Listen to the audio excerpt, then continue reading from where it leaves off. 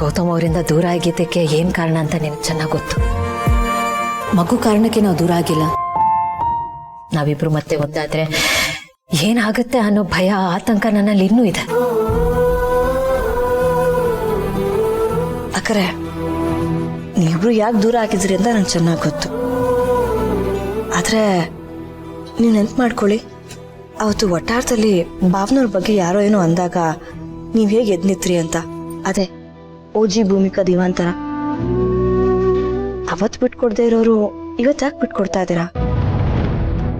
ಅಕ್ಕರೆ ನನಗೆ ಗೊತ್ತು ನಿಮಗೆ ಭಾವನವ್ರ ಮೇಲಿರೋ ಪ್ರೀತಿ, ಕಾಳಜಿ, ಗೌರವ ಎಲ್ಲ ಹಾಗೆ ಇದೆ, ಅದ್ಯಾವತ್ತೂ ಕಮ್ಮಿ ಆಗಲ್ಲ ಅಂತ. ಇಲ್ಲಿ ಸಮಸ್ಯೆ ಏನು ಗೊತ್ತಾ, ನೀವಿಬ್ರು ದೂರ ದೂರ ಇರೋದು. ನೀವಿಬ್ರು ಯಾವತ್ತು ಒಟ್ಟಾಗ್ತಿರಲ್ಲ ಅವತ್ತು ಎಲ್ಲ ಕ್ಲಿಯರ್ ಆಗತ್ತೆ, ಎಲ್ಲ ಸಮಸ್ಯೆಗೂ ಒಂದು ಪರಿಹಾರ ಸಿಗತ್ತೆ. ನೀವಿಬ್ರು ಒಟ್ಟಾಗಬೇಕು.